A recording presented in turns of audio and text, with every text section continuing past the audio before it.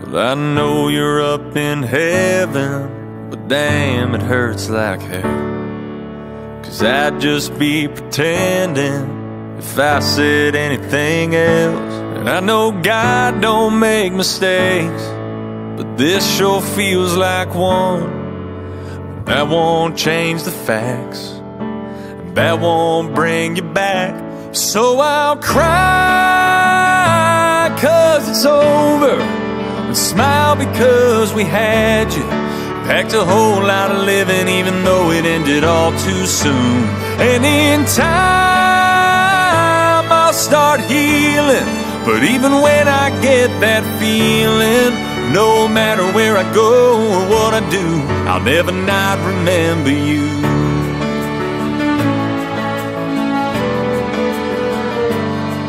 Thank God for all the memories and pictures on my phone. They don't fill the empty, but I feel less alone. And I know you're with the angels, right where you belong.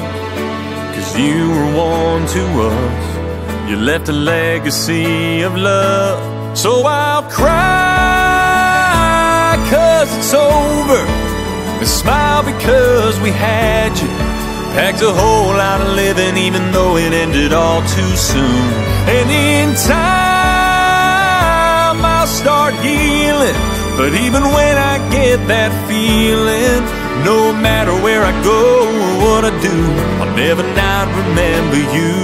You lighten up a whole room like that. You made us think, made us feel, made us all laugh. You always giving that shirt off your back. I miss you bad, I miss you bad.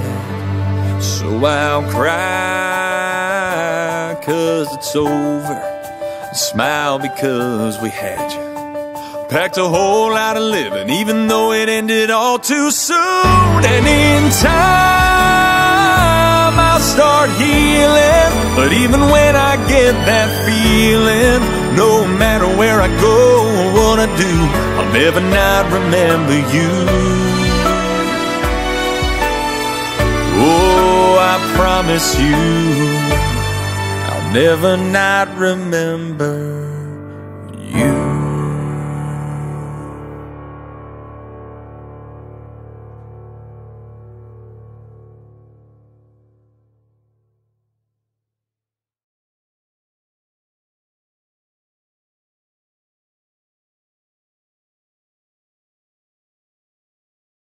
So Never Not Remember You came about. We were in a writing session, and one of my co-writers brought up the fact that she had lost those 5 friends in the past 5 years. And that kind of put us into this lengthy discussion about love and loss. And, unfortunately, loss is something that we all go through. At some point in our lives, we all experience that.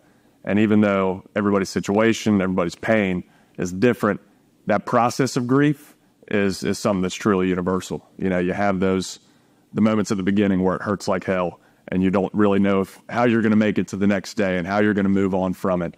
And then, you start to feel a little bit better, and then you feel guilty because you feel better.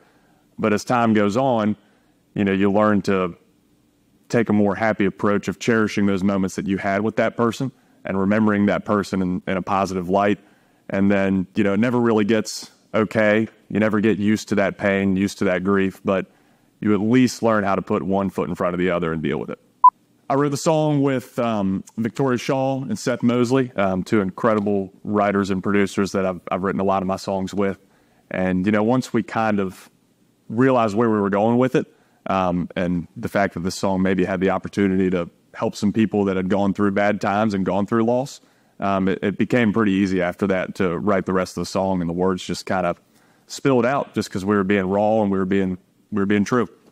One of my favorite lines, I think every line in that song is so special and has its own, unique purpose. But that opening line, the importance of an opening line is so huge in a song. And we just wanted to really try to encompass that feeling when you're at the bottom of that loss, when you're feeling that raw pain. And I know you're up in heaven, but damn, it hurts like hell. Who doesn't feel like that when you're going through something like that? And that kind of set the tone really for the rest of the song. You know, we kind of talked about possibilities because we knew after we finished the song it was going to be pretty special. So we instantly thought, you know, let's do a video for it. And, you know, we could go big and do this big, huge production of a music video, or we could, you know, do something that, in our opinion, kind of matched the song a little bit more. So we tried to keep it super raw, super real, almost more of a performance video than this big production music video. So we chose a church with a beautiful sanctuary that meant a lot to one of my co-writers, and we just went in there and just kind of sang the song and kind of explored that loss and that grief and overcoming it and remembering the good things about what you've lost. So this whole song and the video, you know, the song probably has the least amount of instruments in it of, you know, pretty much any song I've put out. You know, it's pretty bare bones production of just the keys and the vocals and the strings. And the video, you know, Victoria directed it, and she had this vision of what the video is supposed to be like. And we probably spent the least amount on this video by so much that we've ever spent on a video. And Ray was working the camera by himself, Victoria directing. You know, we didn't have lighting guys. We just had lighting coming through through the sanctuary, natural God's lighting, I guess you could say. And, you know, we wanted to keep it organic and we wanted to keep it raw. And I think it goes to show that when you are being authentic like that, you know, it just doesn't really matter. The bells and whistles of a song, of production, of a video, they just don't matter. So how I usually release music is, you know, I'll tease demos to fans of songs that I like, that I feel good about, that, you know, can maybe do well. But I don't really release something or move forward with something unless fans respond to it really well. So when I teased this demo, it was just, you know, a selfie video of me lip singing the first verse and chorus. I was absolutely blown away by the response and by, you know, the millions of views that were going up so fast, and the tens of thousands of comments that were coming in, and thousands of people using the sound in their own videos and their own tributes to people they've lost.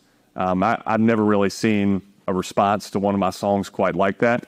So that social response has been everything. And, you know, it just made me feel so good about this song and the fact that it could maybe help somebody get through something hard that they're going through.